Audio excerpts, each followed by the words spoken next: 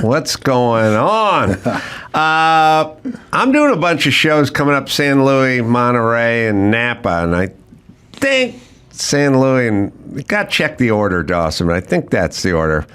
Yeah, I think Monterey's got some tickets, but Napa and San Luis Obispo is going. So I think, and I think you got the order right there. But that's coming up February 28th, March 1st, and March 2nd. All right, Xavier and Mayhem, you want to get going with a little news here? Yeah, here's some news. We alluded to it earlier, but Kamala Harris made a Broadway cameo and dished up some of her classic word salad.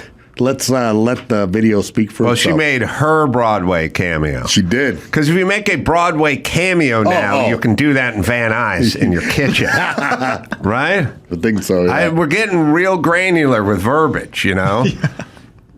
Also, it was a R&B band from the 80s or 90s. Oh, yeah, cameo? Cameo, you must have been hot for them. Yeah, the jam. All right, sorry, this is her. Oh, my goodness. Oh, my goodness. You know, I don't get out much these days. And then, you know, but spirit's tired, but it cannot be defeated. Don't let anybody defeat that. Because then what do we have left? When we think about, like, these moments where we see things that are being taken,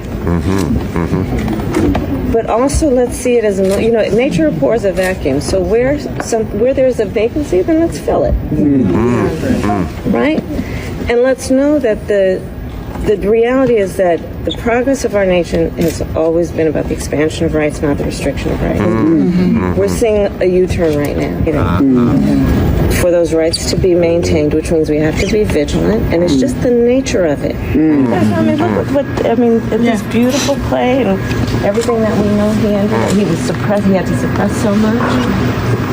But he knew, and he took those risks. But we have to be clear-eyed, and it doesn't mean we don't see the beauty in everything, right? These things all coexist. But I believe we fight for something, not against something. And that's our optimism, right?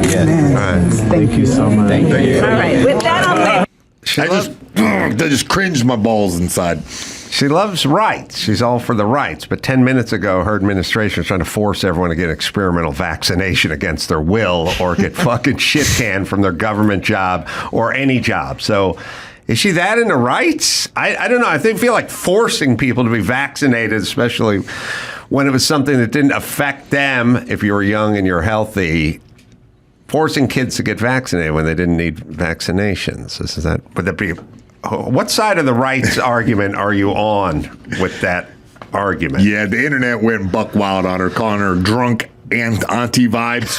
Yeah. Well, also, listen, I got to say something. There is a problem with too much positivity around you. Now, people think you can't have enough positivity around you, but a little negativity will keep you in the lane. Yeah. That you need to be in. And like I said, my friends, when I grew up, one time I worked with a guy who was from Durango.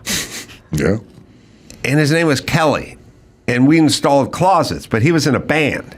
And he had black cowboy boots. And I thought they were kind of cool. And so I went out and I bought myself some black cowboy boots. And then the next Saturday night, I walked out with my black cowboy boots on, and my old friends from the neighborhood, I said, now we're going out. And they go, no, those fucking boots, pussy. Take those fucking boots off. We're not going out with your fucking cowboy ass.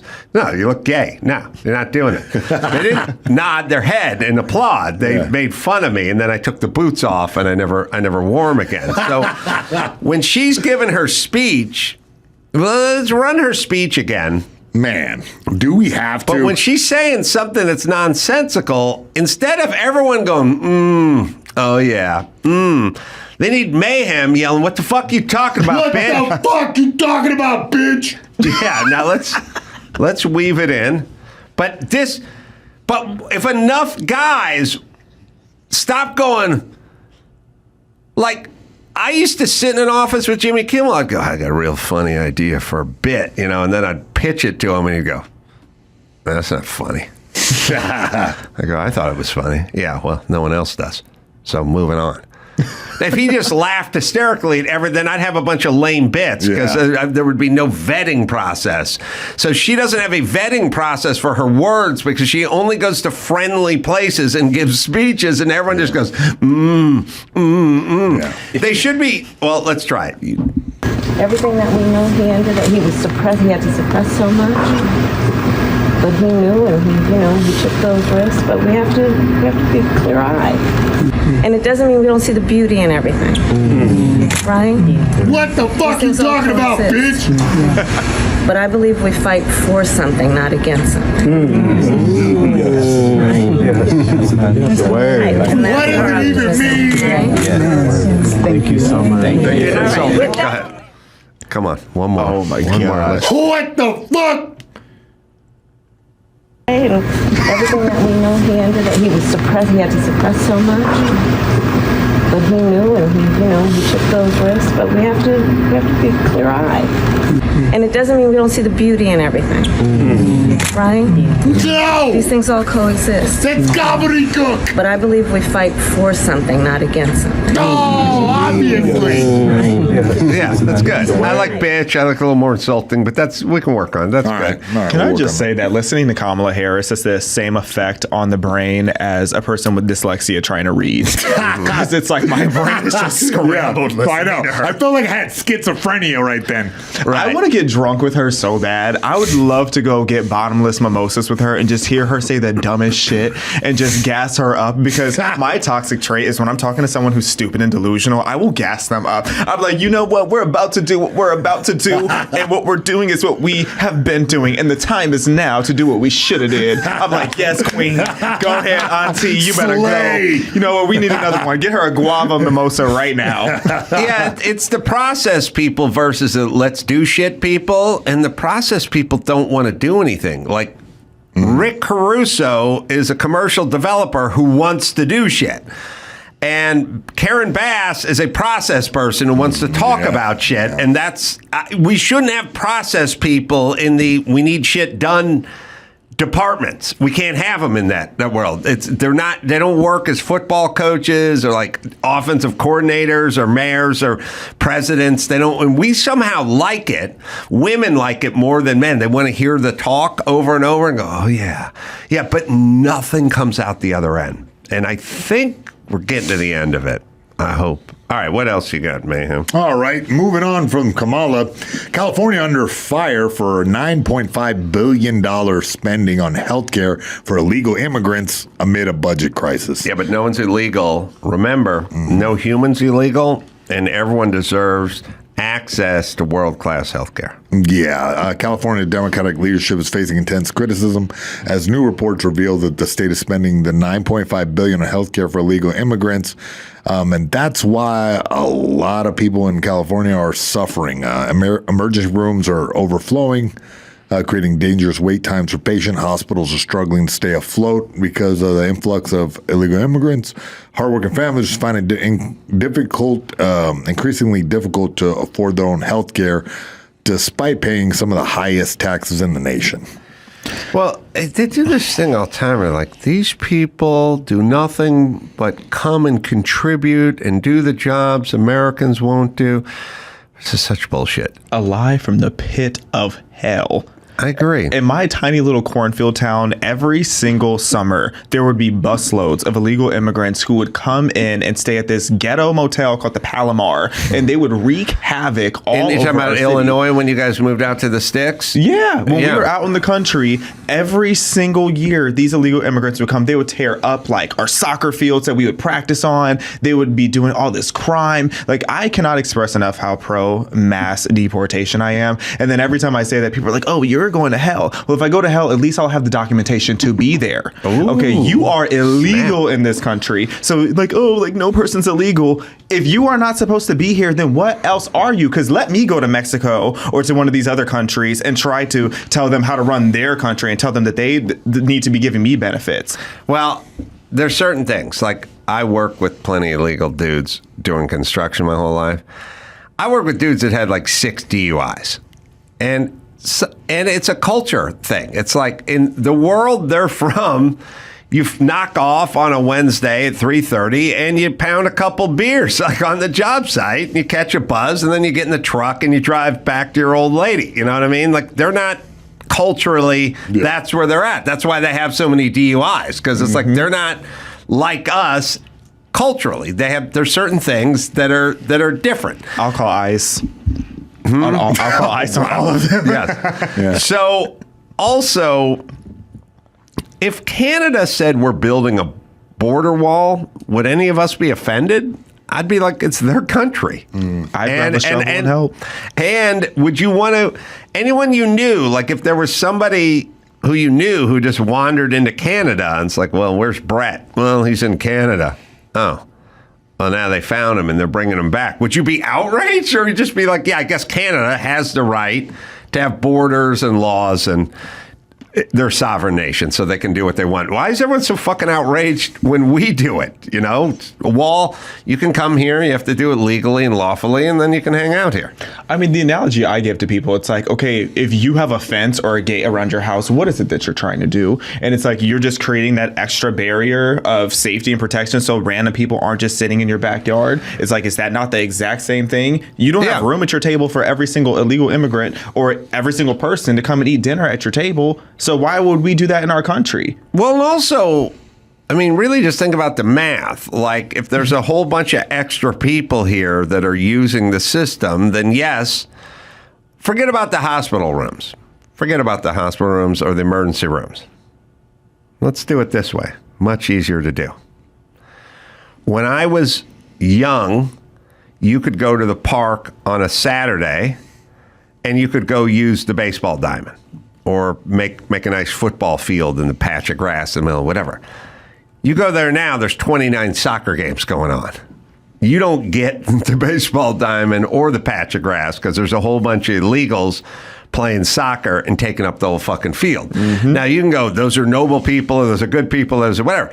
There's not an infinite amount of space at parks. There's not an infinite number of parks and baseball diamonds. If there's going to be a whole bunch of people here who like playing soccer, they're going to get there at 7 o'clock on Saturday. And when you and your white buddies roll up at noon, there's going to be no field left for your ass. That's how it works. Mm-hmm. So it's not so different than the emergency room, which is if there's a bunch of people that are here and they just happen to get to the emergency room before you, then you're going to show up and you're going to get behind them in line and you're going to have to wait for the baseball diamond or the soccer field. How else would this go? I mean, that's literally what happened in my childhood. When I say that these illegal immigrants would go and be playing, and trust me, I know they're illegal because a lot of them would get deported. They would go and play soccer on our football training field, and then we would ask them to move, and then they would say, can we just have 10 minutes? No, get your ass off of our grass.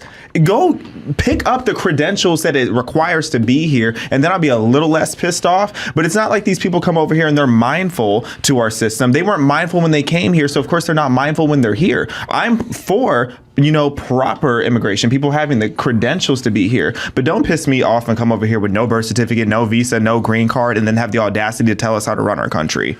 How close were you to DeKalb, Illinois? Not that far. I think the way I was driving, probably an hour. The first college Drew and I ever went to was DeKalb in northern Illinois. Yeah. And we didn't know what the fuck we were doing. They just booked us to play a college.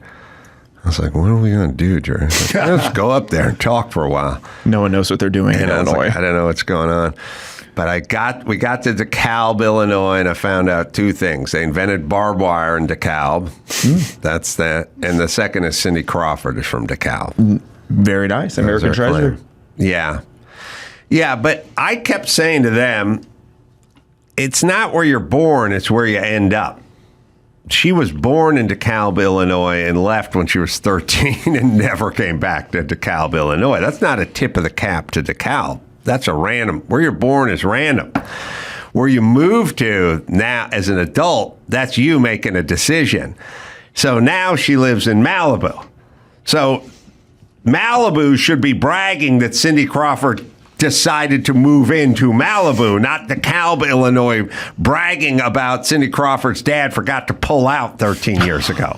You see what I'm saying? Yes. So DeKalb, quit bragging about the person that immediately left and is never coming back. I don't know. It's a weird brag. It's the person got old enough to buy a bus ticket and left. Yeah. That's not that means you have a bad city, not a good city. The good-looking person wanted to leave. Well, they want to be proud about something. Well, they got barbed wire. They invented barbed wire, but then I explained to them, did you really invent barbed wire? Because wire and barbs existed. You just kind of made a peanut butter cup out of them. You don't think someone would have invented barbed wire? See if DeKalb, Illinois invented barbed wire and if Cindy Crawford was from there. But, man, you realize when you get out of Chicago, you get into the sticks it gets pretty rural pretty fast out there, right? Everything in my town was about corn. Like, we were the Corn Belt Conference. If you won a trophy, it was a golden corn cob. Like, everything was about corn in that town. And they brought all the migrants or illegals in to do all the corn harvesting? Yes. Every single summer, it would be like 3 bus loads. The Palomar Hotel was the pit of hell. Every time that there was a murder in town, it either happened at Fell Park, where the degenerates went, or Palomar Hotel, motel, where all the illegals went. They even shut down one of the buildings, and they still went and stayed there. Joseph F. Glidden invented barbed wire in DeKalb, Illinois. Patented 1874. Glidden was known as the father of barbed wire.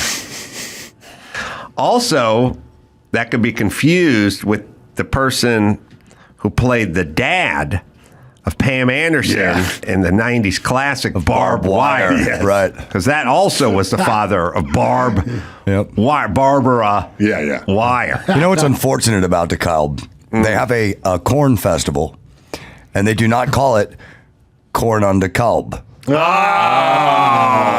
You should be running for mayor of that Seriously, place. I could win with that. Cindy Crawford is also from DeKalb. Yeah, see, don't say I don't pay attention when you're talking to me about DeKalb, Illinois. I remember very well. And the other thing I remember, too, I'm from L.A. This is 1998, 97. And at some point when you do these things, you do the whole event, but the student union wants to meet with you and have dinner with you, and they do like a little part where they pay you, and then you go talk in front of 3,000 students. But before that, there's a thing where it's like the student union and some of the leaders want to have you for dinner or some event that just for them, take pictures and whatever. And we went to some old firehouse and something, or doing some dinner or whatever, and they pulled a casserole out. And I'm from North Hollywood. I'm like, I haven't seen a casserole since 1973. Like, oh, we eat casserole here. And I like casserole. I just haven't seen a casserole in 26 years. This is crazy. But it made me realize, this is Farm Belt. This is casserole country. That's so Midwestern. Everything can be a casserole in Illinois. They shouldn't call it flyover country. They should call it casserole country because it's got alliteration. It's like what Dawson was saying with right. Yeah. Sorry. Casserole country. I love a good green bean casserole. Oh, really? Mm-hmm. It's a Pontiac delicacy. Nobody should have ever fucked with the tuna casserole or the green bean casserole. Casserole was never broken. Why'd we get away from it? I mean, we're too snooty here in L.A. We want to lower ourselves. We decided, there's something called sushi and we should do that. No, man, casserole. Cutting carbs. Peak Caucasian culture is casserole. White people make the greatest casseroles. I will never even trust a black person's casserole. It has to be from the Caucasus Mountains, or I don't want it. Yeah, no, it is. It's white man's fare. We do casserole. Don't mess with us. And some celebrity news. Pete Davidson claims he was harassed about his love life because he's ugly. Despite dating Hollywood hot girls. The comedian and former Saturday Night Live cast member has candidly addressed it. He's been linked to a lot of prominent figures, including pop star Ariana Grande, TV mogul Kim Kardashian. And reflecting on the media's portrayal, he remarked, "Everyone is dating everyone. It's Hollywood." But because I'm ugly, they wrote about me. I was harassed for like 5 years, and it made my life a living hell. Shut the hell up, Pete. I'm sorry. Pete. It's like, okay, I'm so sorry. You got to date Kim Kardashian, Kate Beckinsale, and Ariana Grande. What did you think was going to happen when you dated some of the most prominent women in our entire nation? And now you want to sit here and play the victim like, oh no, like I'm famous and people asking me questions. Shut the hell up. Why did you even become a public figure if that was something that you were going to moan about? Pussy. All right, we're looking Objectively. People like parody. They like, like the guy has to be as good looking, and we like people to look somewhere in the same ballpark. Kate Beckinsale, oh man. Yeah. You talk all you want about the Kardashians, but Kate Beckinsale, that's good. And I don't know, is there anyone better looking over 50? Probably not. I mean, Kate Beckinsale's like 54 years old and still a smoke show. Say competing with Halle Berry. Oh, yeah. Probably the only one I can think of off the top of my head. Mm-hmm. No, you're right. You're right, which goes to show that when you have the genetic hand, like the cut, I just call it a certain cut. Like Halle Berry takes all these provocative pictures because like you would too if that was just... You can age, you can get as old as you want, you're still going to have that same shape. Mm-hmm. You know what I mean? Like Kate Beckinsale, 51, Halle Berry's, I don't know, 57 or 58. Wow. 58, but she still has that shape. And then you see chicks that are 14 that don't, it ain't about the age. Yeah. It's about the cut. Yeah. Now, crow's feet start kicking in and stuff starts, hanging a little bit. But Halle Berry has a shape, and time is not going to mess with her shape. It'll mess with some skin stuff and stuff like that. You know what I mean? Yeah. I mean, I know she's had some work, but even Jane Fonda's like 1,000, and she still looks good. I know, and sounds sharper than ever. Yeah. She's a genius, that one. Jesus Christ. All right, sorry. I think Henry... Wait, what Fonda's coming on this show this week? Peter Fonda? They've got a... We got a Fonda in the room. Oh, no, we got a Carradine. Sorry, we got a Carradine. The Carradines, the Fondas, we got it. All right, sorry. Davis's comments shed light on challenges celebrities face with their private lives become public spectacles, often leading to unwarranted judgment and scrutiny. Yeah, but don't date super famous chicks. Yeah, right? That's all. Yeah, he could just date a normal chick. Easy to do.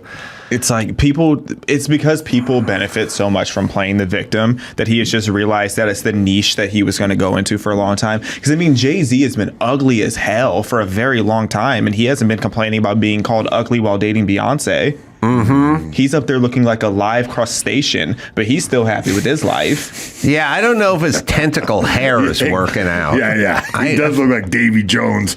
Yeah. I agree. So listen, like Pete Holmes is cute. He's like Pete Davidson. I mean, Pete Holmes. Pete Davidson. Pete Holmes is easy on the eyes, too. Yeah. Pete, they're both comedians. Pete Davidson is cute in a kind of puppy dog, I'll kind of save you kind of way. And Jay-Z is not. He's a little homely. There's such a thing as homely.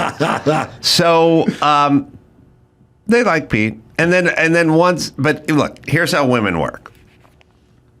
Women, it's the same. Look, handbags. What's the deal with handbags and women? Who needs a $20,000 handbag? If you see a $20,000 handbag and then you see some knockoff being sold on the streets of Manhattan, it's the same. Same materials and everything. It's just not authentic. But what are we talking about? Other women want it. Other women covet it. That's where the argument starts. And all you got to do is get Kate Beckinsale to go around town with you for a while. Then you guys break up, and then Kim Kardashian comes in because Kate Beckinsale is one of the most beautiful women in the world. And if she's with you, then I have the okay to be with you. That's how that works. Yeah. That's when the dominoes start falling. they elevate you to a whole new tier. Like the second Ariana Grande and Pete broke up, I knew he was going to be with a list of famous women after that because he has the co-sign now, the stamp of approval. They have entire shows about people who've been divorced by their famous husbands. The Real Housewives, majority of these are like basketball wives. Majority of these people aren't even married to the people who made them famous anymore, but they're still famous just because they used to get shacked up with some of these famous people, like Shaq. We got Jay-Z and Joe Camel. Spot on. Oh man. And that's a flattering picture of Jay-Z, mind you. Yeah. Yes. It's the most handsome day. He's actually moisturized and hydrated that day. All right, but what about Chris Carter and Godzuki in the fake? No, but in the annals of a real celebrity person, Chris Carter, Hall of Fame, Minnesota Vikings, just caught touchdowns, and Godzuki, who's Godzilla's son, in the fake department. Don't. Why? I mean, who's closer? Because who's closer to a creature that man just drew? Yeah. I mean, although man didn't draw Godzuki, he was made like out of styrofoam. But is Jay-Z closer to Joe Camel, or is Chris Carter closer to Godzuki? Yeah, I'm voting Godzuki all the way. I gotta go Jay-Z. I mean, you can't convince me this isn't the same image. Back to Godzuki. Have you ever seen Robert Parrish next to Calibus from Clash of the Titans? No. Celtics, it's Robert Parrish? Yeah. No. Dig that up. All right. Work on that.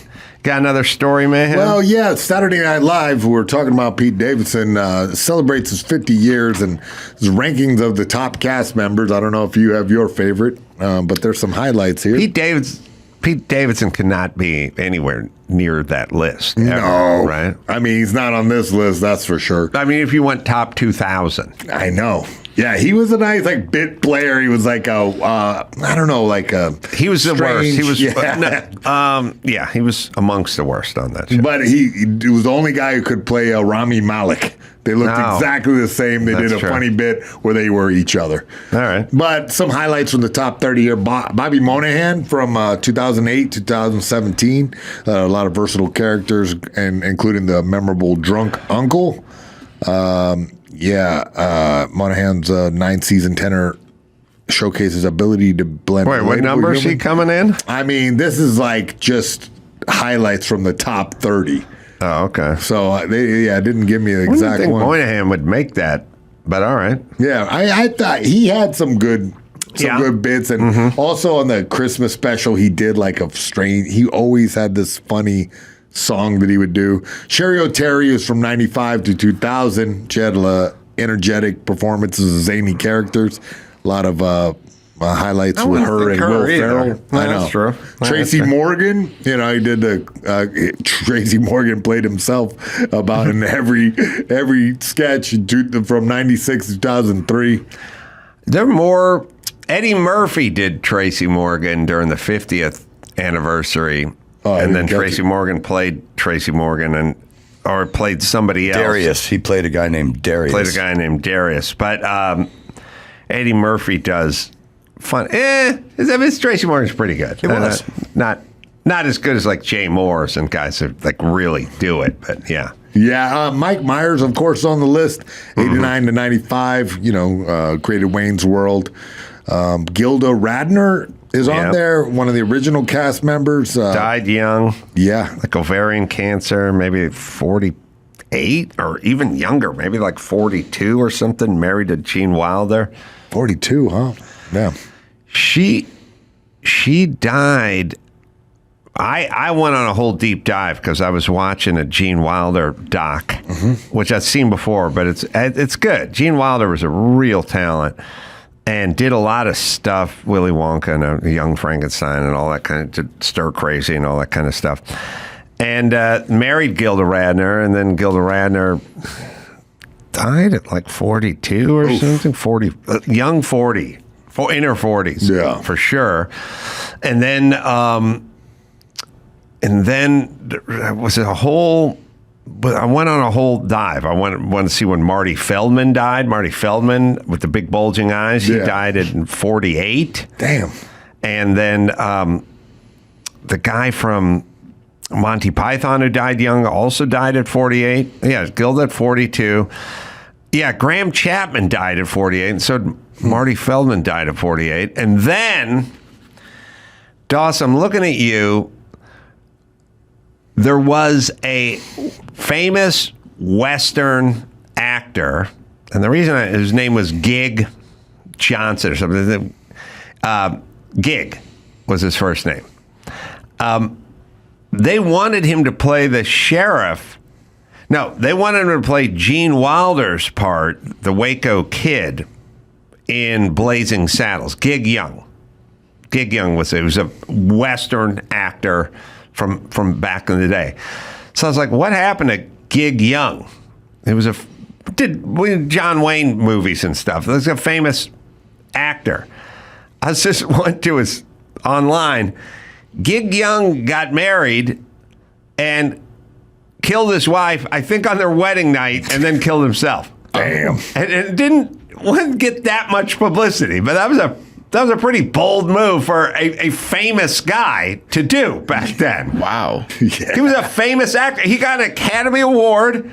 What? He was like well-known.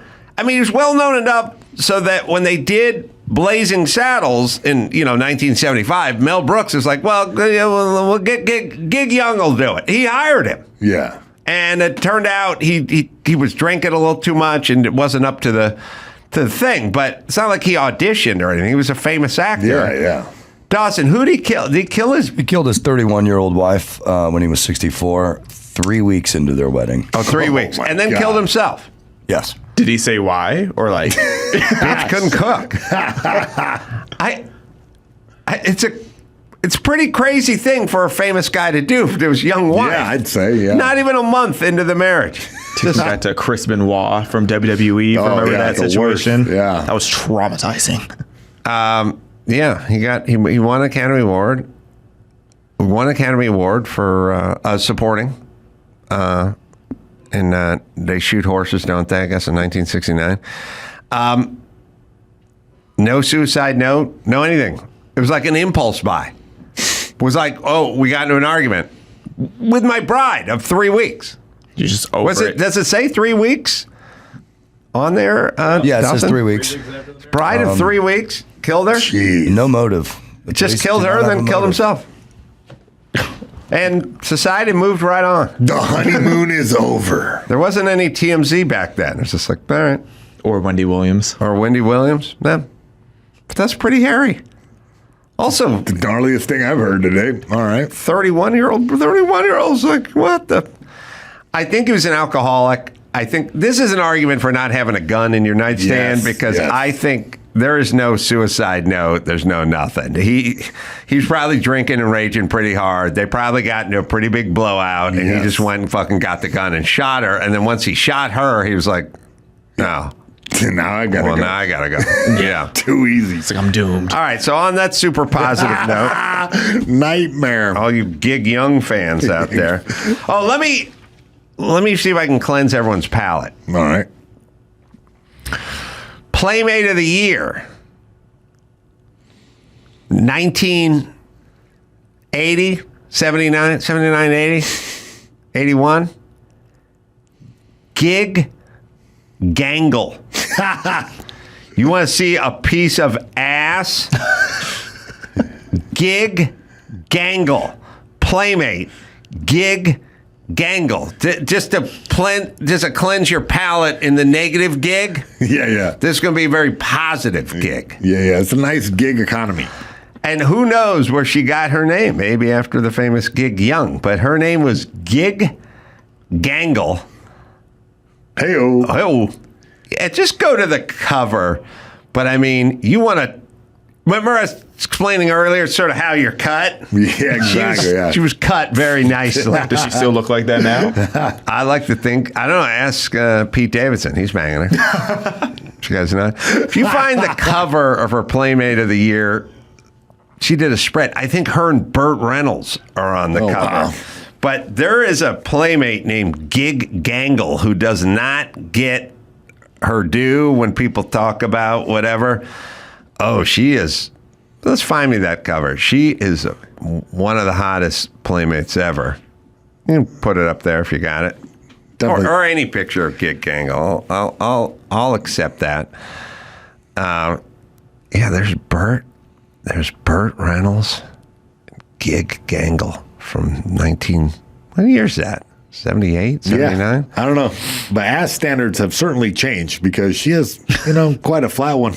79, that's only from your neighborhood. That's true. You grew up in a black neighborhood. That's true.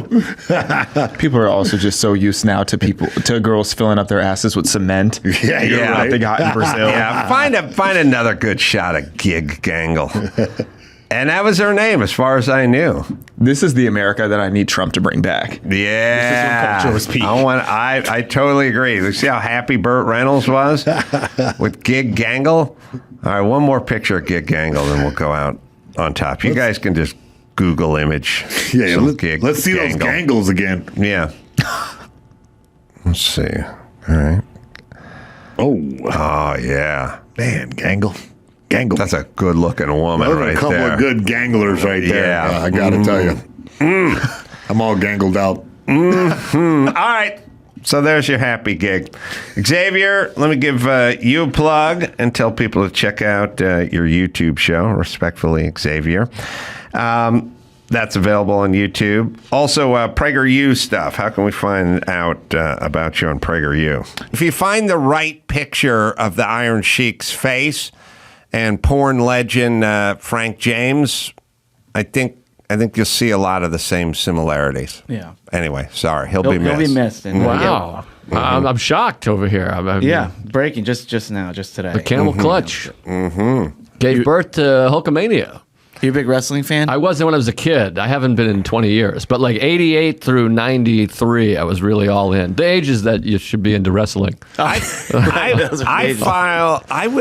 filed wrestling, professional wrestling, under the same as I filed G.I. Joe dolls. Like, this is just homo shit. Wow. That's all I thought. Well, that's how I felt. From age 7 to 11, I was like, this is on. And then I turned 12, and I was like, I'm done with wrestling. all boys are, from 7 to 11, we're all gay.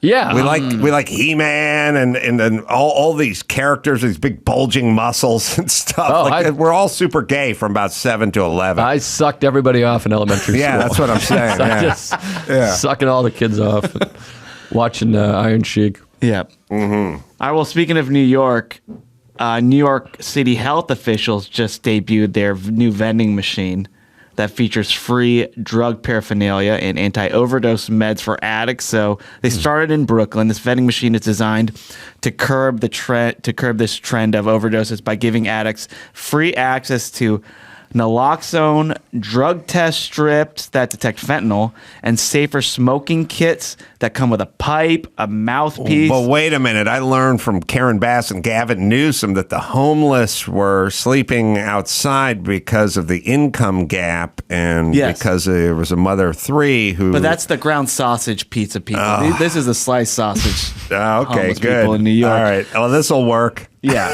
So they fucking idiots. So they have it comes with a pipe, a mouthpiece, lip balm for smoking crack and crystal meth. Also has safer sniffing kits, condoms, tampons, nicotine gum, first aid packages.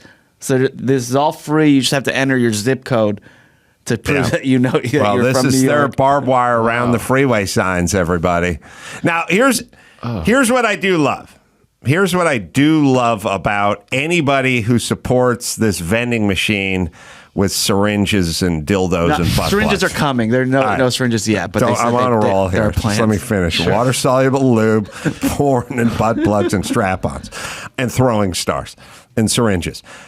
Anybody, I guarantee you, the people that were the tip of the spear of this vending machine, if I told them, I'm thinking about putting up one of those old-timey vending machines that sells cigarettes, they'd be outraged. Of course. They'd be like, are you kidding me? Do you understand what you're doing to the community? Like, they would be apoplectic if I brought up a vending machine with cigarettes in it. It's an attack on society. That's an attack on society. But yours, with your nunchucks and your syringes brimming with fentanyl and your nun outfits and your lube, no problem there. It's all right. And it's blue. And it's blue. Yeah, All right, nice. problem solved. Yeah. Problem solved. So they unveiled this on Monday. By Tuesday, they have reported that all the crack pipes have been taken. All right. So the One guy. the opioid overdose program director said, "Yeah, we kind of saw this coming. We're gonna have to restock this thing every day, probably multiple times a day." Oh, wow. The neighbors, by the way, where this vending machine is Oh, they located, gotta love it. They're very upset. By the way, it's lit up at night. They said it looks like a candy machine. The property value is going through the roof in the neighborhood, right? Yeah. Wow. Somebody used chalk and right in front of it on the sidewalk just wrote poor choices. And they said that the future machines they plan on having syringes, but this is a way for people to safely be able to use all their drugs. Yeah. So here's the thing, which is we have a bunch of people living outside, right? Yes. And instead of cleaning it up, especially when we could have cleaned it up, we've thought, well, you know what? Let's bring the mountain to Muhammad. Let's bring the inside outside. So we got a bunch of people living on a sidewalk. We should bring them a bathroom and a washing station and a zone where they can shoot their drugs up. And so we essentially, like, pretty soon, it's going to be Nintendo and a Barca lounger. Like, we, the sane people who live indoors, we got to start bringing the indoors outdoors. And we just started bringing all the shit they needed out to the sidewalk. As if that would put a dent in this population or this problem. It just keeps getting worse because we keep doing more and spending more. I don't know. Well, it's starting in New York, but I guess they've done it in Europe and Australia, and they said it was pretty effective. I think there's less people like this in Europe and Australia. I have explained Definitely many times, Europe, we always do this. Like in Luxembourg, that's not us. Right. We have fucking batshit crazy violent people here. We don't have Luxembourgians. We have basically, there's two bees. They look the same. One is a honeybee, and the other is an Africanized killer bee. We are Africanized killer bees in this, and all the things they do in these other places that work do not work here because we're not them. Yeah. When I went to Italy last year, it took me days to realize there's no open container laws, and I'm like looking around, why isn't everybody walking around with a tall can or like taking shots while they're walking down the street? We got Joe's Pizza in New York with the sausage. That's sliced. They do slice it. They do sliced. They would not thinly put up sliced. with this chicken shit, Dawson, in New York. It must be a California thing. I think it's a West Coast thing. Now I'm embarrassed. But it'll spread. Whatever's cheaper will win. So it'll spread because it's a little bit cheaper. Right. Whatever. I honestly think it's cheaper to buy the sausage bulk and not cased. But why? Why is Domino's and Domino's sausage is prefabricated? Do you have these thoughts before you enter the studio, or you just have the opposite thoughts of my thoughts? See, this seems fancier to me. Like when you say you want your sausage sliced. You can't use Domino's as a yardstick for any of this shit. I can, because they're the biggest pizza supplier in the world, and they have millions of units, and if they can shave a nickel a unit off, then that's the direction they're gonna go.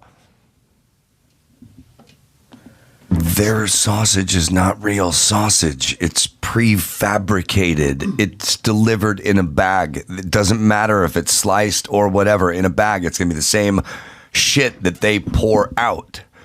When you're making a fresh sausage pizza, you have the chunk of sausage. You think it's cheaper? You think the ground... I think ground the sausage... slices of the case stuff is cheaper than the ground stuff? The ground stuff is cheaper. Yeah, that's what I'm saying. Oh, well, I don't know how we got off. It's Is that totally what he was cheaper. saying? I don't know. That's what I'm saying. No, that's what I've been saying since the beginning. Yeah. Since the beginning? I don't. Yes. No, I think you were saying something else.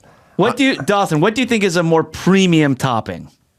The sliced or the ground? I think the way a pizza is cooked, the ground is more premium because you get the more grease, the more evenly cooked. It's cheaper as well. I think it's cheaper as well. All right. Well, everyone in this room is confused. If I can jump in real quick, it's definitely cheaper. I remember longer the days in New York where they used to just cook the sausage off to the side and then, slice it right in front of you and throw it up on the pizza. But from what I've heard in New York, the demand for sausage pizza has gone down, that they've had to go with that ground crap. And so that's why you're seeing it pop up way more often. Ground crap. Yes, I'm sorry. It's the same stuff. It's just not in a casing. It's not crap. All right, It's what if I made you a bowl of sausage for dinner tonight? Would you enjoy a bowl of sausage? I could squirt some mustard on the top of it. You could mix it all up with a spoon, a wooden spoon. It's a bowl of sausage. Yes, pizza has a shape as well. I'll give you a bowl of pizza. Let's just take a Who cares ball. about form anymore? Yeah, here's a Slice it nice up. softball-sized chunk of pizza. Eat it like an apple. What are you complaining about? I actually would do that. Actually. Yeah, that sounds unbelievable. That's essentially a mozzarella stick, I think. All right, what else we got? All right. So speaking of the drugs, You know what this motherfucking ground sausage is going to be? It's going to be the next passion fruit iced tea.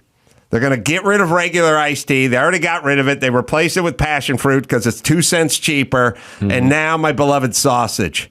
I dream of an America where I can sit there drinking my old-fashioned flavored iced tea without a hint of passion fruit and a slice of pizza with circular sausage that adorns its top. You got to run. I got to run. You're right. I think you could win on this. Maybe they were right. All right, what else we got? So the International Air Transport Association just released some reports about bad behavior and unruly passengers on planes. Yeah. So obviously it's been up, especially since COVID. A lot of it was mask mandates. So those were all reported. Fuck off for all of them. I mean, fuck you, airlines. It didn't do anything. But anyway. Yeah, but so a new report talked about noncompliance, verbal abuse, and intoxication were the most frequently reported incidents last year on planes. But a further breakdown of the number one noncompliance issue that they dealt with on planes, vaping. Yeah, it's a major medical issue. A lot of people just sneaking vapes on planes. That makes sense. Yeah, and getting caught for it. So yeah, and other ones, failure to fasten seatbelts. All right, can we do this? How about this? There's two things I want. The luggage space above your seat is yours and only yours. Right. This fucking thing where I get on the plane, it's your shit's full up. Yeah. It's like they have to go back. There's somebody that's 22 seats back who just wanted to fucking valet their Samsonite over at my house. Drives me nuts. And then come on out and pick it up. I'll get it warmed up, sir. We'll have it waiting out front. You pick it up.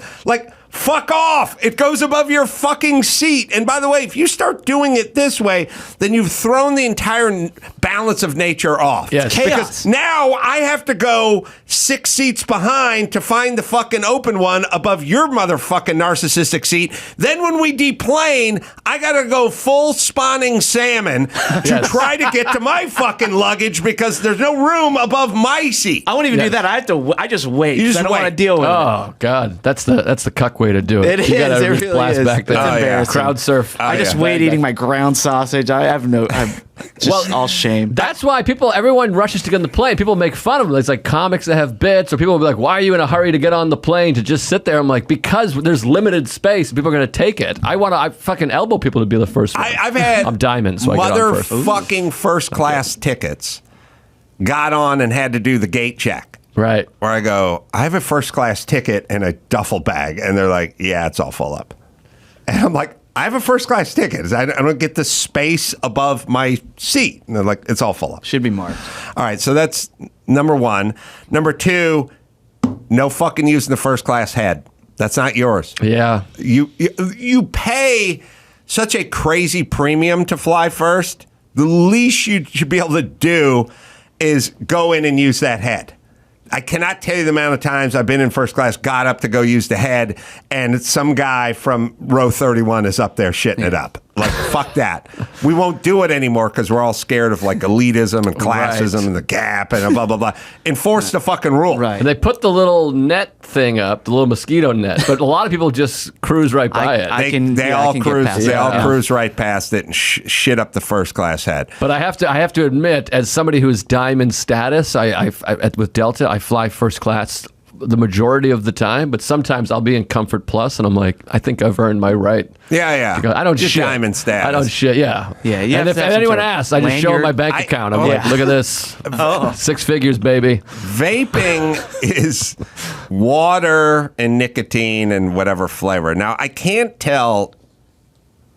When people say no vaping, are they talking about pot or are they talking about nicotine? I think it's the regular vape, but people are quite brazen with it. They are. So it's the smoking of cigarettes, e-cigarettes, vapes, and puff devices. Were the number one is issue. e-cigarette?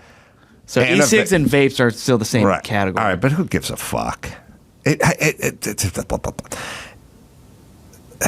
Nicotine is as dangerous as caffeine, meaning it's not. It's addictive. It's not dangerous. What's dangerous is the delivery of the smoke. Right.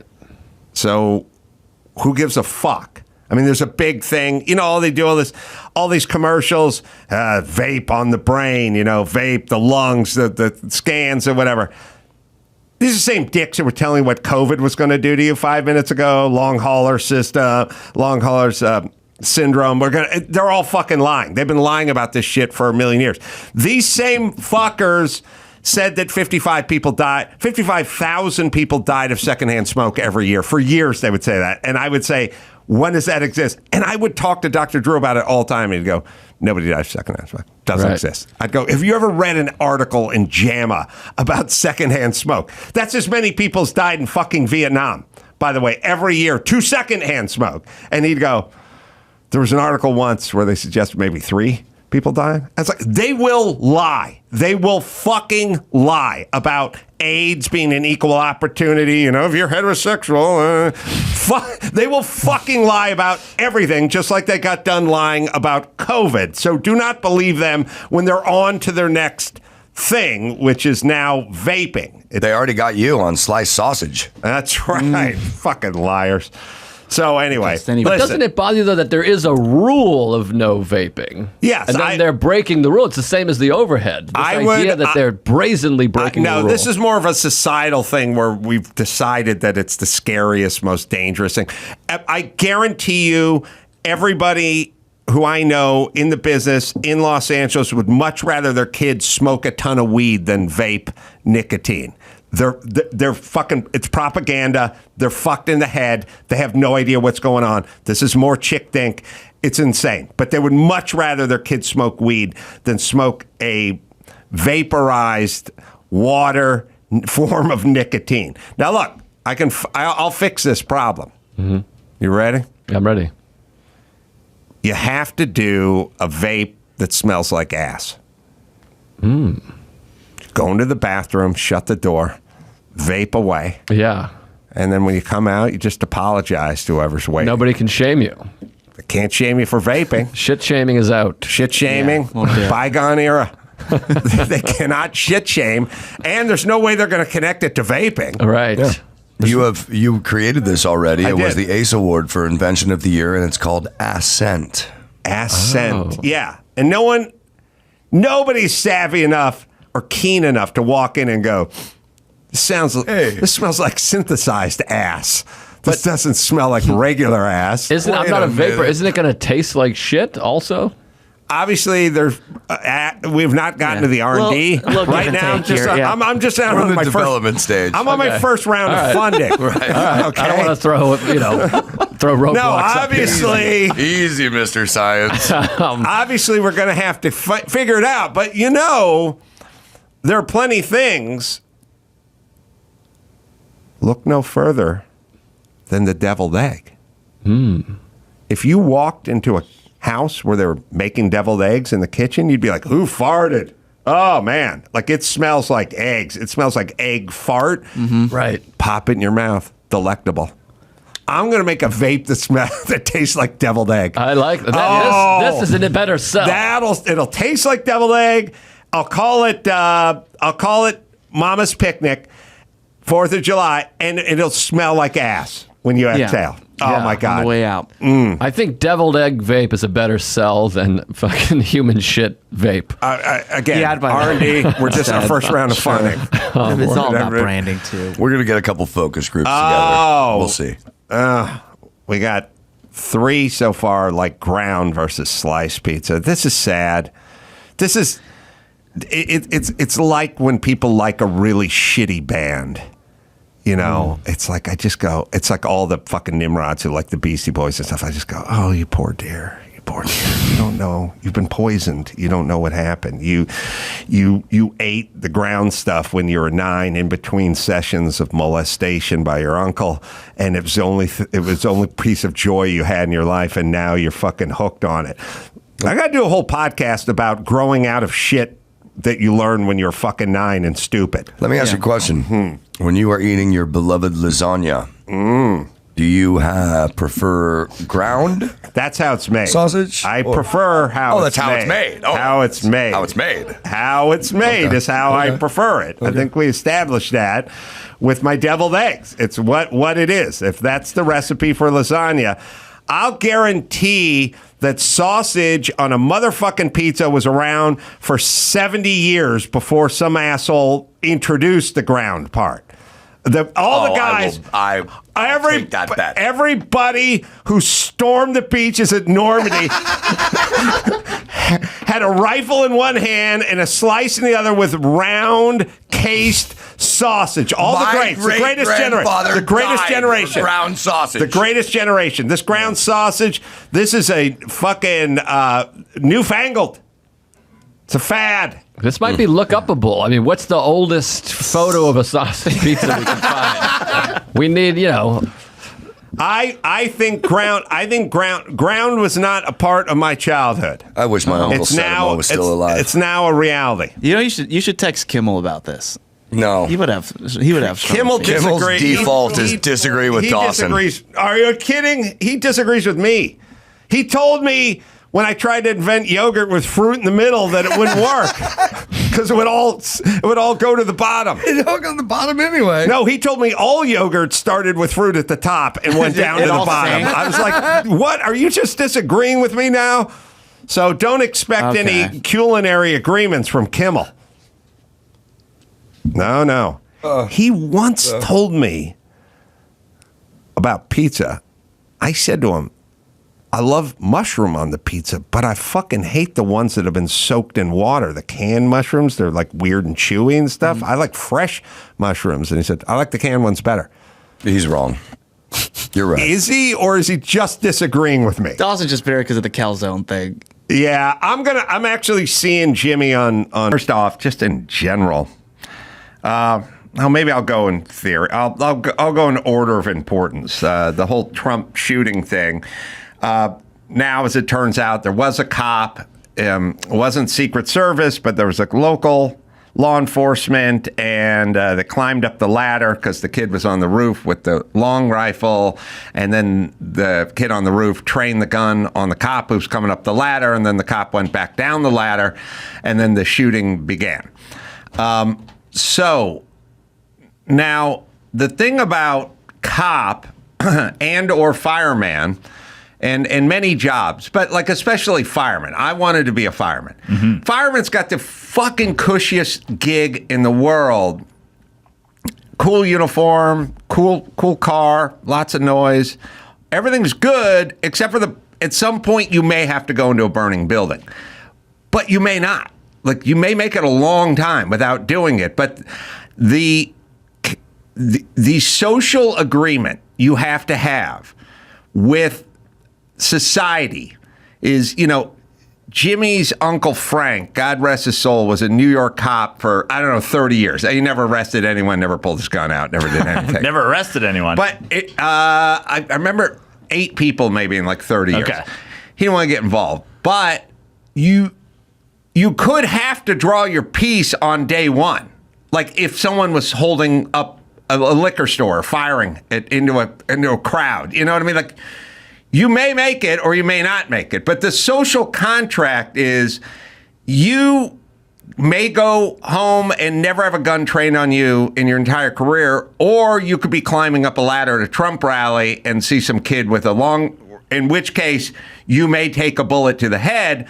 But if you do take a bullet to the head, everyone will then focus on where the shot came from, and the president will get down, and the Secret Service people will shield him with their bodies. Feel like they need a Kevlar blanket. I feel like the pig pile's a little dated. Yeah. You know, I mean, they need just a Kevlar camping blanket, right? And somebody needs to be in charge of it. We're going to have 7 people dive on top of you. It's a little imprecise, number one, because I could cover you up, but someone could shoot and the bullet could go between my legs and into your ball sack. Or even some of these rifles that could go through someone into you and still right through you. Yeah, they go through multiple people. So should have that blanket. I agree. All right, anyway. Why don't they make the whole planet of a black box? You know? Yeah, man. 80s comic. So now the guy goes up the ladder. The kid sees him. The kid probably gives him the back off jack with the gun. I don't know all the official particulars. The guy goes back down the ladder. And then writes a report about it. And then the shooting starts, right? Yeah. And now, look, hard to say what any of us would have done in his place, but any of us aren't getting paid full time as a cop. Right. That's the other thing too. Yeah. Like I would have done exactly what he did, but that's why I've never thought about going to the police academy. Right. Me too. But actually, I was kind of brave. I used to be. I've stopped purse snatchers in my career. Really? Oh yeah. So multiple. I've been involved in things that put me in danger on behalf of strangers in the past. I have a couple of those incidents. I've saved multiple people from drowning, but no violent. Oh yeah, no stepping into violence. Well, that's good. Yeah, that's good. Well, in drowning, they say they can panic and take you down. Yeah, too, because you've done a lot of surfing. Yeah, right? I was surfing when a kid fell off the Venice Pier. Oh, really? And a Mexican kid was, I think, fishing with his dad or something like that. Full, the extra long white T-shirt that for some reason goes down to the knees. He was wearing that, baggy jeans and shoes, and he was in a full panic. And I was like, he's gonna take me down. There was like scratching going on, and I was just like, hold on to the surfboard. I'll keep it strapped to my leash, and I'll swim and just drag you. Like, don't hold me, hold the board. How much? First off. And in here, the only one who fishes are Mexicans. Yeah. And they do a lot of surf fishing, and I have never seen any results from surf fishing. Yeah. I have walked 1,000 miles on a beach. I've stopped and looked in guys' 5-gallon buckets. There's never fish in there. I have seen countless hours of Mexicans surf fishing. Close your eyes and tell me if you've ever seen them pulling in a whopper. Never. I've never seen them like, whoa, all right, hook on, I'm hooked up. I've avoided so many fishing lines while surfing off a pier, and you sit there for hours waiting for waves. Never in all of my, hundreds of hours have I seen even somebody reeling in a fish off the pier. The pier will yield you something sometimes. Surf fishing is never has a fish ever been caught. Well, I drive down PCH every day. I see Mexicans just standing in the surf. They're surfing. They even have a device for people who are too lazy to fish. Yeah. I don't know who that elite fighting crew, SEAL Team 6 member is. It's the guy who almost got the sniper. I'm so lazy, I'm too lazy to fish. I will stick it in the sand. I will put the pole in there, and then I will stand 4 feet away because I'm too goddamn lazy just to stand here holding a piece of fiberglass. And I'll never catch anything, so I don't even have to worry about reeling something in. Doesn't matter. When you say to those guys, what test line you using? What bait you got? I'm just trying to get away from my old lady. Exactly. He just hates his wife. I got a fat Mexican bitch. She lives in Van Nuys. It's fucking 104 degrees right now. I got 6 kids I don't like. 2 of them aren't mine. They're running around the same apartment. I'm going surf fishing. He buys fish on the way home. I do nothing. I don't even know. I don't even know if they do. I don't know if they have to. Yeah, at some point, some results. So anyway. All right.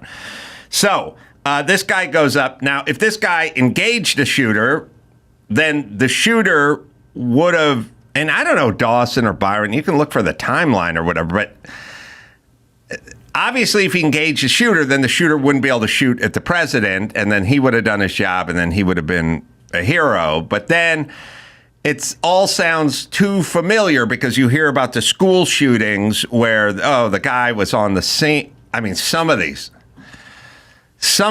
reports are like, I would rather, I think, like, be caught in a molestation allegation than have it known that I showed up at the school and waited outside for an hour and 21 minutes and 18 seconds while 14 kids were killed. Like, I would much rather just molestation. I'll take it over this. Like, but the guys don't want to go in. It's a very familiar story.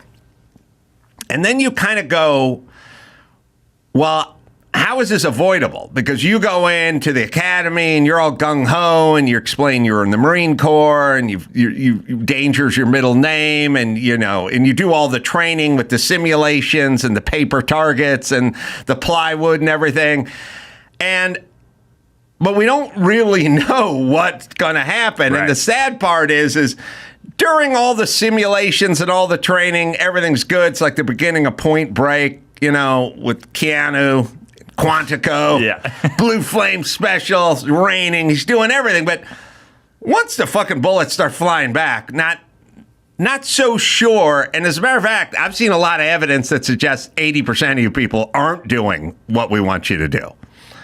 And I've really realized there's no way to glean this from just physically interviewing a guy. Like, you would rush, I'd run toward danger. Right. So if there was a school shooting or sniper on the roof or something, what would you? Probably use my body like a human shield. I mean, once my clip. We've got to be close to having the technology of, like, putting people in a situation that raises their, like, heart rate, and then as long as they know it's a simulation, we're screwed. And that's why we need to have fake school shootings break out during the interview.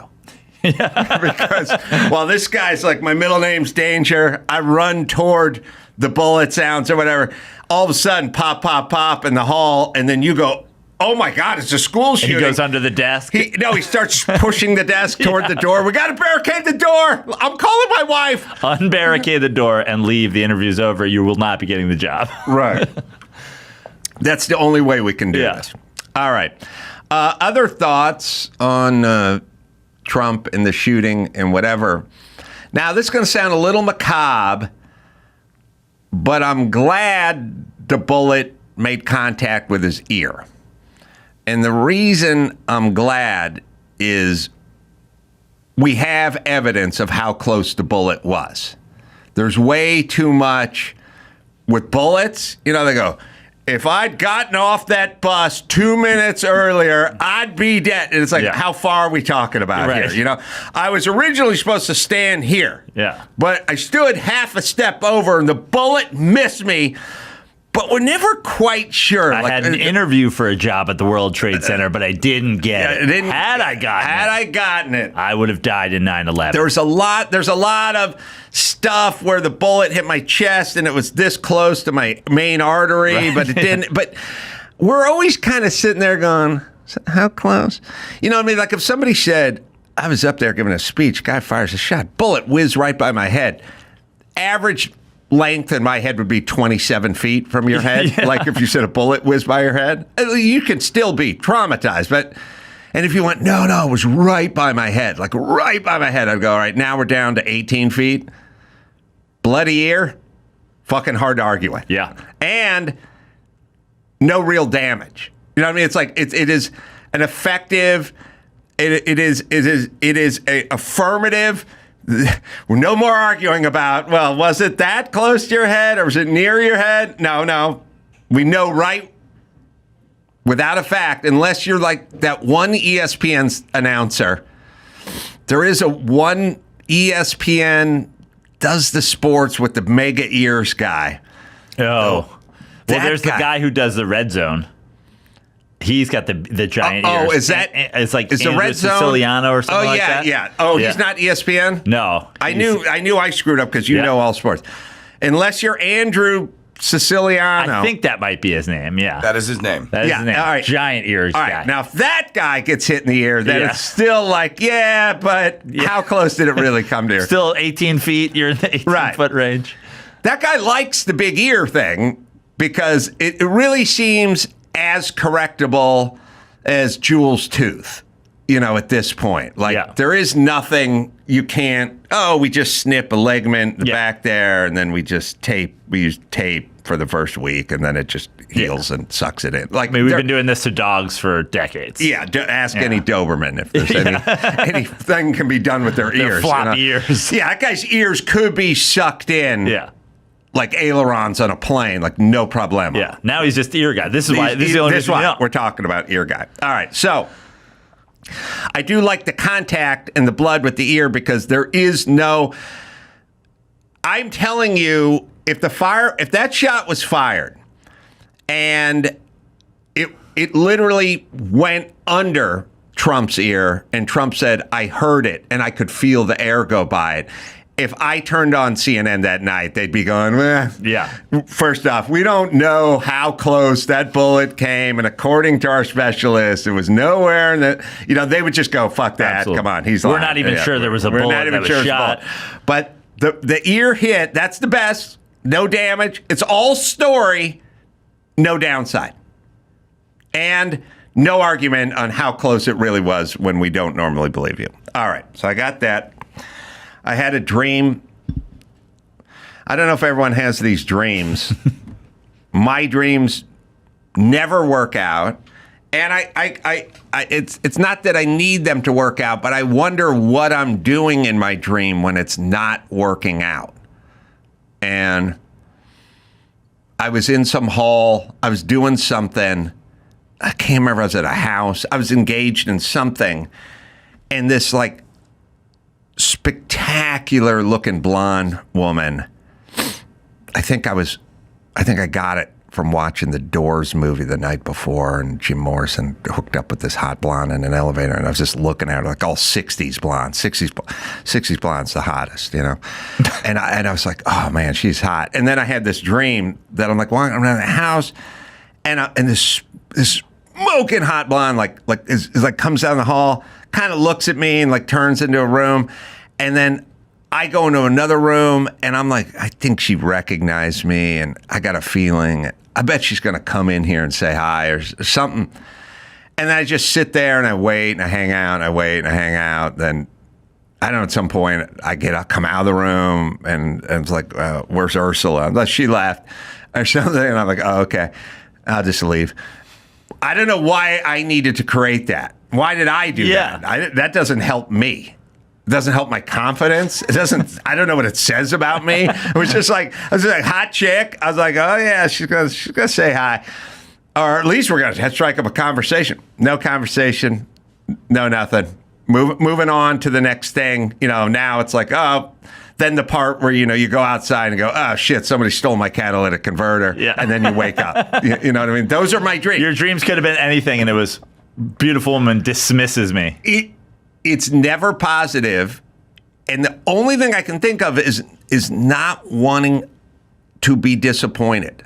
I have a huge thing, and it drives me nuts when people do this. People do this they do this shit all the time, where I'll go like, so how much was the boat rental or whatever we bought for my sister's 50th something, and they'll go, it was like $600, and I go, $600? Yeah, $600. Oh, well, that's not. I thought it was going to be more. No, it was $600. Oh, well, then maybe I don't mind. Oh no, it was $6,000, and I always go, don't do that. Don't do it. Yeah. Just fucking stop. Just stop, everyone. Don't roll ahead. Just stop. And when I keep going, like, wow, that doesn't sound that pricey. I thought it was going to be more. It was 2 days, just stop, because that shit fucks me up. You get out of the gate and go 6,000. I go, well, it's expensive. What are you going to do? But when we go that, and then we go the other direction. And when I have a dream that's good and then I wake up, I'm disappointed and I don't like it. Does anyone else have the weird lowest self-esteem dreams that I have constantly? I've never had a dream like that. Dawson, would you ever have a dream where you like spotted a hot blonde and she just kind of ignored you? Like you didn't even try. I didn't. It's not like I got shot down. Dawson's been nodding the whole time. Yes.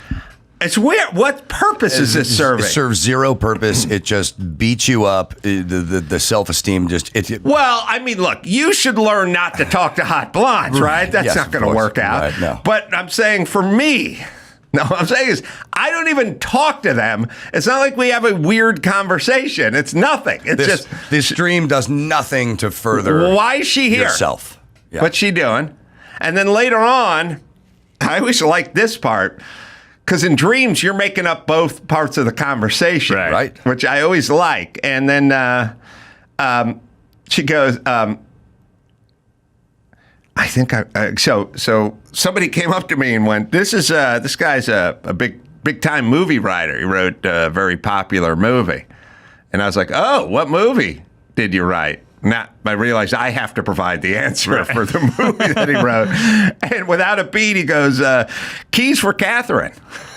And I go, oh, that sounds a little indie thing. That sounds good, And then I woke up and I was like, Keys for Catherine.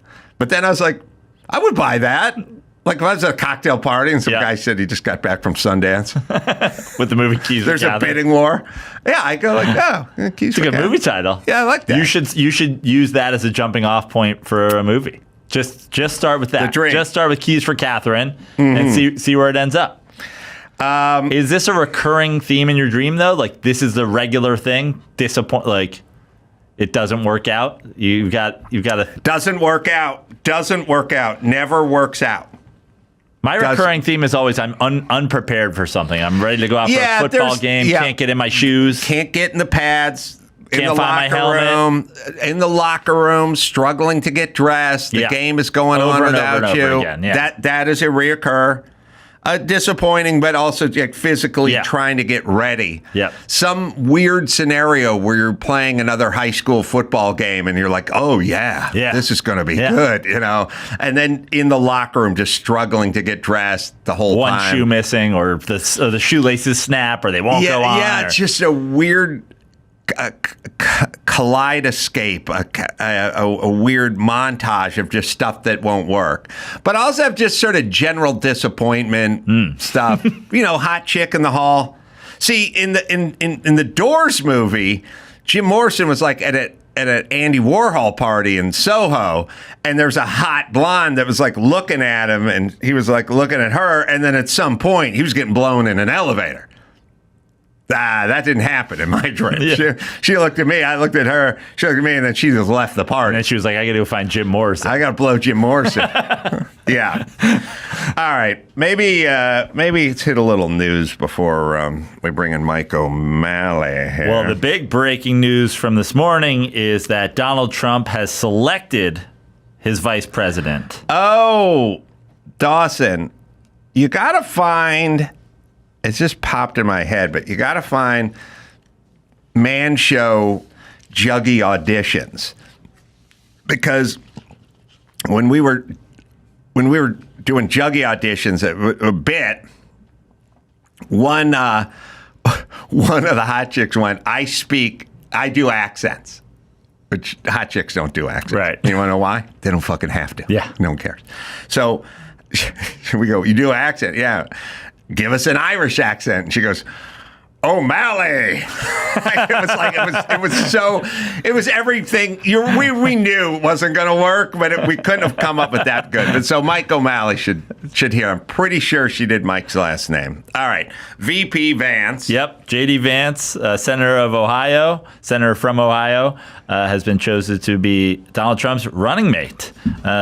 Sources had for weeks said it could be Vance. Senator Marco Rubio and North Dakota Governor Doug Burgum were finalists for the job, but Rubio and Burgum were both told Monday they were not the pick. So it is officially J.D. Vance? Good, because I was kind of wondering. Rubio's Hispanic, and then there's Byron.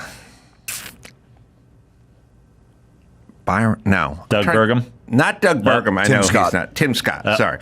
So there's Rubio and there's Tim Scott. One black, one Hispanic. And people were kind of going, Trump he's the whitest man on the planet, and he gets a lot of shit for being racist and everything. And is he gonna just go? I'll give the brother the Hispanic so I can kind of court that vote, but also take a little of the heat off, and then you could have the first Hispanic, president, and theoretically, I mean, if a golf ball hits him, out on the links, or I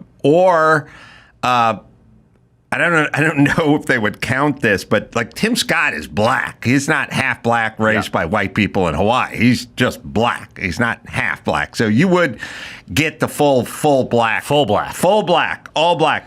But anyway, so I was kind of wondering, I wonder if Trump, he's got to have. He's got somebody talking to him. Like someone's going, look, if it's just a coin toss, then go with the Hispanic guys. So maybe pick up a couple of votes, or people. There's footage of you calling Mexicans stinky rapists or something. Maybe this will help like a little bit.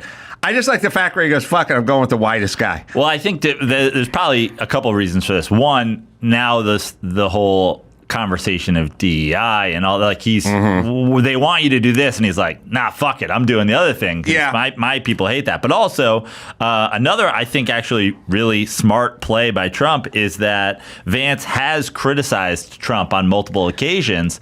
And so playing the card of like, I am going to hire somebody who's been critical of me, and now look, I'm bridging the gap with somebody that doesn't like me and critical of my I think that was also a smart play.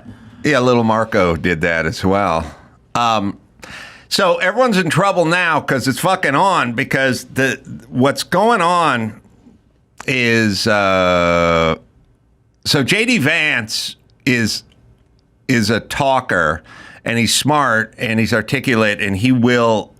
So the new world order is you cannot negotiate with the terrorists. You have to bum rush the terrorists. And the people who are constantly called hateful or racist or homophobic or something used to go, I have gay friends. I am no means what I said was taken out of context. And in the last couple of years, they went all sort of Ben Shapiro, Tucker Carlson, J.D. Vance is this way, Trump obviously this way, where they're getting interviewed by 60 Minutes or CNN, and they're going, no, that statement was taken out. And they go, liar, fake news. And they start coming at them, because if you take one step back, they take two steps forward. And so that's, if you really want to look at the era we're looking at now, it's the era where people aren't apologizing after being accused of being, whatever it is, whether it's in a debate or where. So what I'm saying, is in the past, Kamala Harris would do a debate with J.D. Vance, and then at some point, Kamala Harris is going to call him racist and explain that some misogynistic sexist,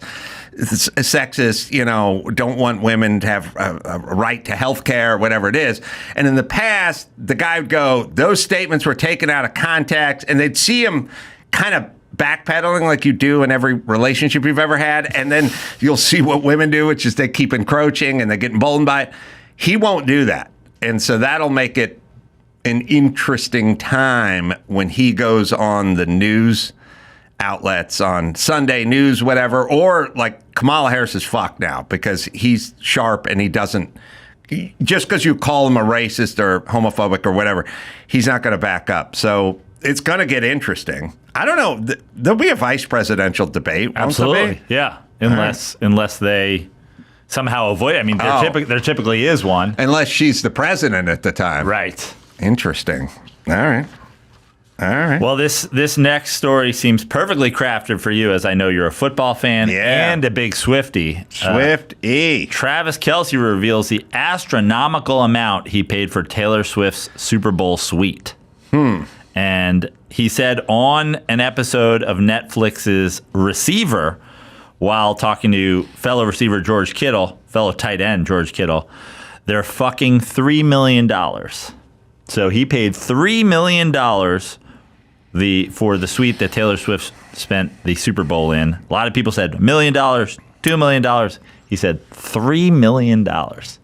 Now, obviously, Taylor could just get that from the ashtray of her limo and just make him whole again because there's enough floating around in there. But I guess she feels like the kind of woman who's like, I mean, he's the man, though. He still should pay, right? You know what would happen with me? Like, quite honestly, here's why I could never do the $3 million suite. It has nothing to do with money. I'd be like, what comes with the suite? And they'd be like sparkling wine, sodas, refreshment, full bar, stadium food. We got hot dogs, we got hamburgers, we got everything. And I would say, okay. And I would pay $3 million for the suite. And then at some point, I'd be going to make myself a hot dog, and I'd go, to the waitress, you got the yellow. Do you have like a brown, like a deli type mustard? And they go, I'm sorry, we don't have that. And I'd go, it's $3 million. You don't have the brown mustard? Yeah, everybody asked for that. A lot of people asked for that. P. Diddy was in here a couple last season. He wanted the brown mustard. Everybody asks for that. Okay. I know, but can't you just get some brown? They may have it. I don't know. And then it'd be like, I just like the deli mustard better. Yeah. And then they'd go, oh. Also, I'm sitting next to the Gildens family and the box next door. Yeah. Certainly they have their brown mustard over there. Yeah, I got the Grey Poupon family over there. I got the Gouldens or the Gildens or the Goldens. Yeah, I don't know how to say it either. Jimmy says it's Goldens. Okay. I'm like, I don't know that it's Goldens. I think it's Gouldens. I went Gildens. You went Gildens? I've not seen. Yeah. I don't know. We're going to have to find out whether it's Gouldens or Golden. Either way, I got Colonel Mustard invited here, but I want some brown deli mustard. And they'd go, sir, everyone asked. And then once they told me everyone wants that, I would get angry. And then at some point, I'd go, all right, I like to do my dog up. I like to do my hot dog Chicago style. You know, that to me is the best. I go with the mustard. I go chopped onion. I don't understand. I want the poppy seed bun. I don't understand people that fuck up their hot dogs. Like, just ketchup. I'm like, get the chopped up onion and the relish and the mustard on there. Nah, I just like the. Okay. The guy who goes just ketchup, he's the guy that sees a shooter about to take out the president. That's he's who like, that guy I'm is. good. I'll be back. And then at some point I'd go, do you have the chopped up onion? And they'd go, everybody. And I'd go, okay, I have $3 million. And then the whole thing would be ruined. After that, and then at some point, Jimmy would say, I'd like a Diet Coke. And they'd go, we just have Pepsi products in the state. And I'd go, fucking God. And Jimmy won't drink Pepsi. And that would be that.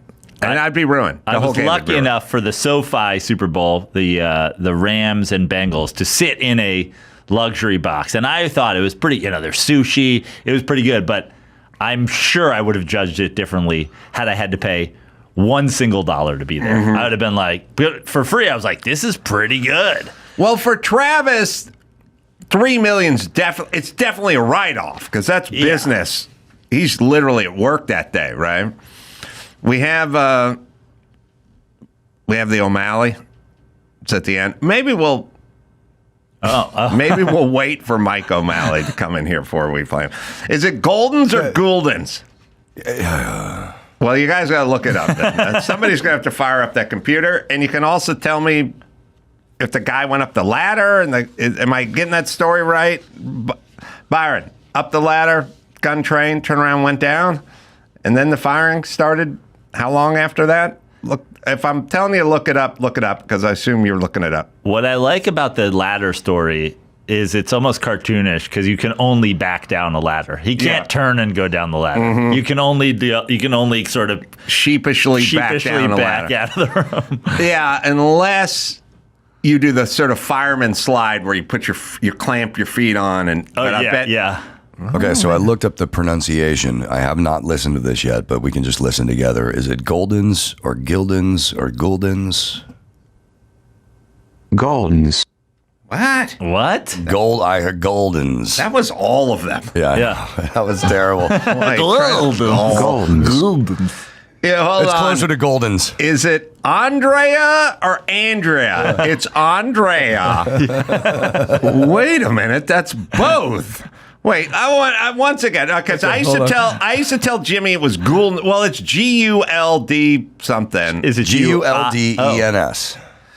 And Jimmy always said it's Goldens, and then he did that thing that everyone does to anyone who grew up in North Hollywood and has never left, where they go, "I'm from New York," and then you go, "Okay, you know everything," because I'm from fucking Valley Village, so we don't know anything. Right. All right. I'm going to go with Goldens. Try it again. Goldens. Here we go. Goldens. Goldens. Well, it's not golden. Wouldn't be like a golden eagle. Yeah, it's but it's not golden. It's more like seagull. Yeah, golden. But he's going He's going up. Gold. And it's an AI voice. It's not even a real person saying fuck this guy. He doesn't know shit about mustard. I thought there was an I in there. That's why I said I thought it was G-U-I. So I just had the spelling wrong. Fucking robot doesn't know shit about mustard. Find me a robot who's from Chicago. Chicagoan. That's the best dog, everybody. Guidance. All right, what's next? Speaking of hefty price tags, we've got the details on the engagement ring that Jeff Bezos gave to his wife, Lauren Sanchez, and it's a 30-carat pink diamond set on a platinum band, and much like Travis Kelce's Super Bowl suite, the ring is estimated to cost between $3 and $5 million. Okay. Could be upwards of $5 million, depending on the exact specifications. Is there a little weird? Is it a little weird? You know, like she's like a 56-year-old woman, and she's wearing a thong-back bikini and has like a big boob job, and is like constantly just taking the fake boobs and shoving them out there, and it's got a little fetish kind of angle to it. Yeah. I mean, they're living their best life. But is there a little optics thing where it's like, look, I can't go with the 25-year-old, so I'm going with the. Well, what I'm saying is like whether it's rings or whatever it is, like, okay, you're a billionaire and you do more to pollute than any other company does or something, but you have your detractors that want to know why one man needs so much money, and you have a 370-foot yacht, and stuff like that. And like the ring, isn't the ring sort of an opportunity to go, we didn't use blood diamonds. We used cultured diamonds made of recycled bottles. It's my grandmother's ring that I had reset. Right. You get her the super expensive one, sort of on the down low. You tell her she can wear it inside the mansion or on the yacht. But when we go outside, we got the rap about either my grandma's or the recycle. We didn't want to use a blood diamond. We took the money that by the way, De Beers is going nuts because De Beers, like, it's supposed to be. Is it De Beers or De Bert? It's De Beers. De Beers. De Beers. De Beers, Chicagoan. De Beers goes, well, rule of thumb is 3 months' paycheck. That's $80 billion. And he only drops $3 million. Like, De Beers they're outraged at this point. Like, this fucking guy, what he did was equivalent to a guy who drives a UPS truck spending $9 on a ring, and they need $3. I do like what's customary by the people who profit from what's customary. Right. I do like that they said it's usually about 3 months' salary. Yeah, that's a rule of thumb. Yeah. For us. As a comedian, I was like, the 3 month salary is great. I'm giving you a negative $14 ring. I'm giving you some drink vouchers. Yeah, all right. Listen, I'd like to hang out with them. So I don't want to be a hater. I just find that she has her tits out all the time, and lips plumped, and he's just standing there like a nerd. Dr. Who's Evil. taking a prostitute to the prom. You know, Yeah. like he looks like a nerd who got a hot call girl to go to the prom with him, paid her $900, and it's like, listen, baby, your rap is you're in love with me, and that's all. We met at camp. We met at camp, and that's all anyone needs to know. Yeah. Like literally, there was like a 90s movie with. Is that the one with bad Sheila Rosenkamp? I don't know. That was the one. There was a 90s movie with a hot Cutler. The Girl Next Door. Yeah, Girl Next Door. That's basically that's what he does. He's the nerd. He's a nerd from band camp who got a prostitute to come to a high-end prostitute to go to prom with him, and everyone's looking at him. All right. Anyway, I'm jealous. On far smaller scale of money, a Detroit woman, 65 years old, is taking on MGM Grand after being denied a $127,000 blackjack win due to a ban she says she knew nothing about. A blackjack win at $100,000. So she was playing one of the progressive hands where you put like a $5 on the side, and if your cards match the dealer's cards or whatever, it's a progressive jackpot. So she had a jack and king of spades in her hand, and the dealer had an ace and queen of spades in her hand. So she had a 4-card royal flush progressive. And she won $127,000. She was ecstatic, but her joy was short-lived. After checking her ID, staff informed her she would not be receiving a dime of her 6-figure payout, then accused her of trespassing and claimed she had been banned from the casino for an alleged panhandling incident in 2015. She's also arguing, well, they let me gamble here for 8 years and never threw me out for my panhandling until I won $127,000. Yeah, I think they need to pay her. That seems pretty convenient. And it's MGM. We're not talking about a little rinky-dink, Detroit Indian casino or whatever. You're MGM. Just pay the lady just to not have this story be read on this show. No, and just this show alone and the 2 minutes we've been talking about is probably worth the price of admission for MGM. Yeah, I agree. And by the way, if it's any consolation, if she was panhandling and you give her like $123,000 large, she's going to be dead by Friday. Like she's going to fucking fentanyl something. If your panhandling claims are real, she'll be dead. She won't last long. Yeah, you can go collect the rest from under her mattress. Absolutely. All right, let's see. We got Mike O'Malley. Let's just play that stupid bit just for fun. I don't know. See if played for Mike as well. It's at the end, but the bit makes me. Do you want the whole bit? Or how long is the whole bit? It's a few minutes. How long? It's a few minutes.